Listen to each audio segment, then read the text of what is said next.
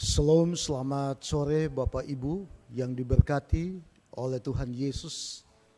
Kita berjumpa kembali di sore ini melalui ringkasan pelajaran sekolah Sabat kita pada hari ini, hari Senin tanggal 13 November 2023 dengan judul Metode dan Respon Yesus.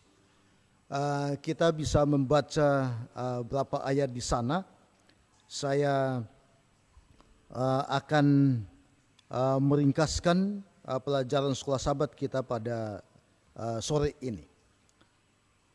Bila mana kita membaca di dalam Kisah Para Rasul pasal yang ke-17 ayat yang ke-11, firman Tuhan berkata, orang-orang Yahudi di kota itu lebih baik hatinya daripada orang-orang Yahudi di Tesalonika, karena mereka menerima firman itu dengan segala kerelaan hati, dan setiap hari mereka menyelidiki kitab suci untuk mengetahui apakah semuanya itu benar demikian.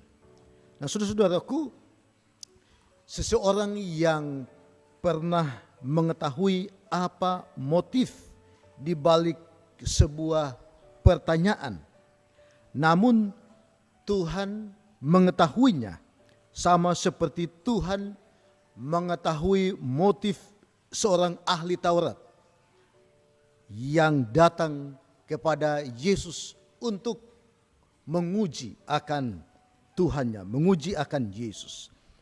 Nah, pertanyaan-pertanyaan mungkin terlihat proaktif, namun perasaan hati untuk mengetahui kebenaran bisa saja jujur dan bisa menggambarkan sebuah kerinduan atau kekosongan yang dalam dari sang penanya. Manusia tidak bisa membaca hati seseorang. Saudara dan saya, kita tidak mengetahui hati seseorang. Kita tidak dapat mengerti atau memahami pikiran daripada orang lain. Namun, yang penting bahwa si pembawa misi perlu melayani pertanyaan sebaik mungkin, terlepas dari motif terdalam dari sang penanya yang bertanya kepada Yesus.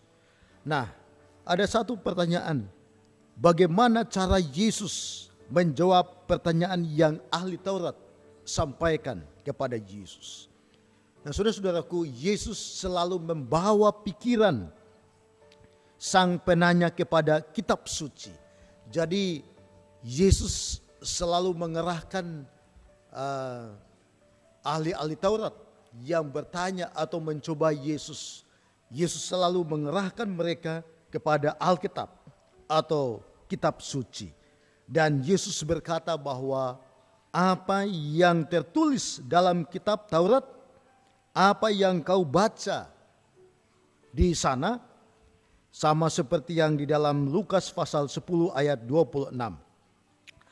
Ada aspek penting yang Yesus tekankan di sini dalam proses pembelajaran, yaitu gantinya hanya mendengarkan apa yang orang lain sampaikan.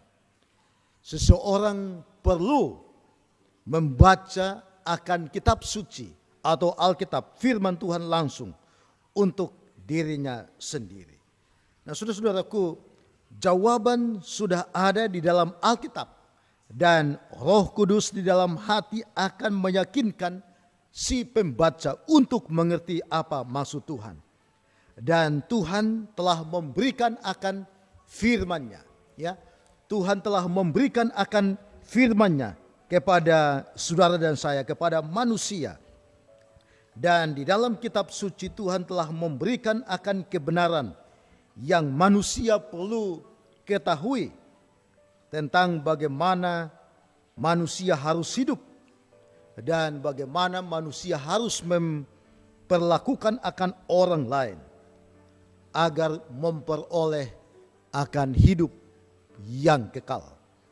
Nah, saudara-saudaraku, para pengabar Injil dan pendeta memang memiliki peran dalam mengajarkan akan kebenaran, namun seseorang harus membaca dan menemukan sendiri dari Alkitab kebenaran yang sesungguhnya sesuai dengan kitab suci.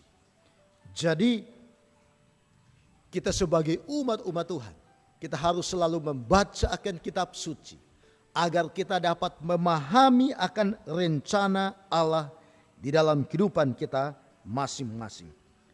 Nah, firman itu akan memberikan penerangan ke dalam jiwa yang sungguh-sungguh mencari akan Allah, mencari akan kebenaran Allah. Jadi kita membaca, mempelajari akan firman Tuhan bukan untuk menonjolkan diri kita atau mempersalahkan akan orang lain, membenarkan akan diri kita, bukan. Tetapi agar kita dapat mempraktekkan akan firman ini dan hidup kita akan menjadi terang, menjadi lilin, menjadi berkat bagi orang-orang yang ada di sekitar kita.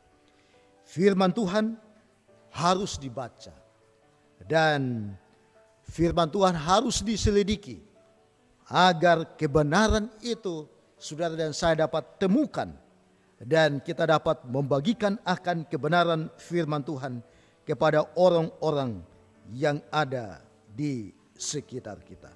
Nah, oleh sebab itu di dalam 2 Timotius pasal yang ketiga, 2 Timotius pasal yang ketiga ayat yang ke-16 dikatakan bahwa segala tulisan yang diilhamkan oleh Allah memang bermanfaat untuk mengajar, untuk menyatakan kesalahan, dan untuk memperbaiki kelakuan dan mendidik saudara dan saya di dalam kebenaran.